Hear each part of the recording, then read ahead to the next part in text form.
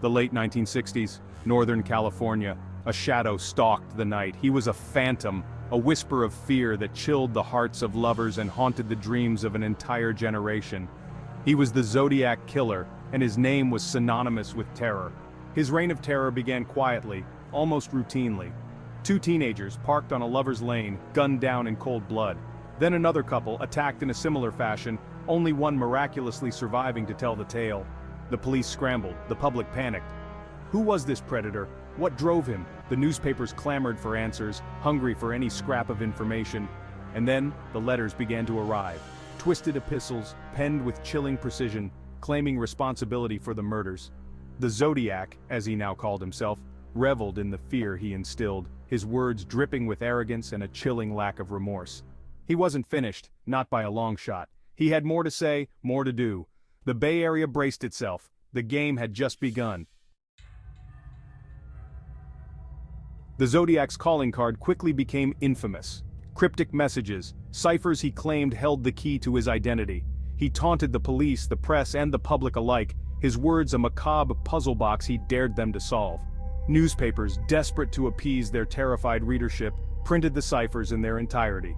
Amateur sleuths and seasoned cryptographers alike pored over the symbols, driven by a morbid curiosity and the slim hope of cracking the code. Some claimed to find patterns, others saw clues hidden in plain sight. The Zodiac watched, amused by the frenzy he'd ignited. He craved recognition, validation for his twisted artistry. His letters, often rambling and disjointed, were peppered with threats of further violence, promises of escalating chaos. He toyed with the authorities, sending pieces of blood-soaked clothing, claiming they belonged to his victims. The terror he instilled was palpable, a suffocating blanket of fear that settled over the once vibrant Bay Area. The ciphers became a morbid obsession for many.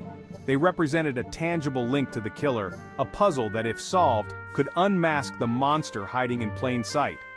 One cipher, sent to the San Francisco Chronicle, was finally cracked by a schoolteacher and his wife. It revealed a chilling message, a glimpse into the mind of a madman. The Zodiac claimed to be collecting slaves for the afterlife, boasting of his gruesome plans.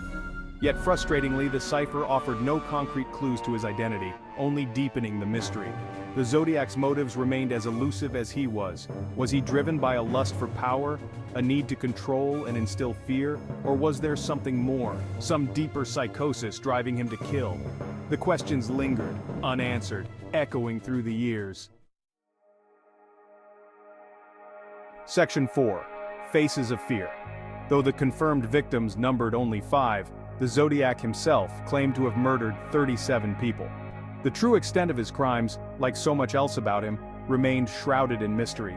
His victims, young couples primarily, were chosen seemingly at random, their lives brutally cut short.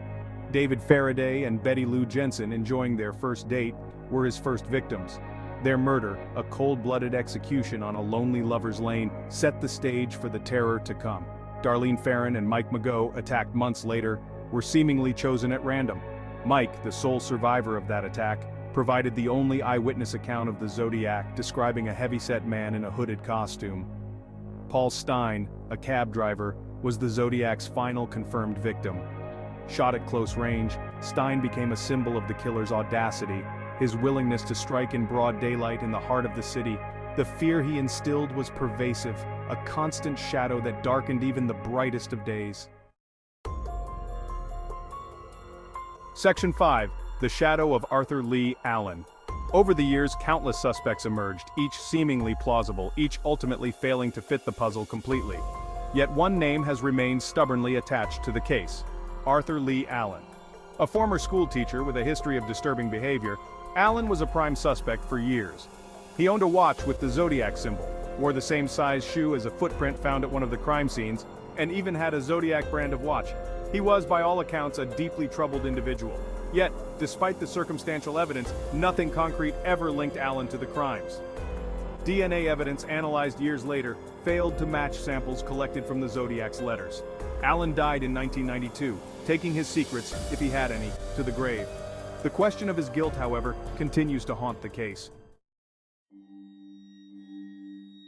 Section 6. A Ghost in the Machine. The Zodiac Killer was never caught. He vanished as quickly as he'd appeared, leaving behind a trail of unanswered questions and a legacy of fear. His motives, his true identity, the full extent of his crimes, all remain a mystery to this day. But the fascination endures. The Zodiac case has become a cultural touchstone, inspiring countless books, documentaries, and even feature films.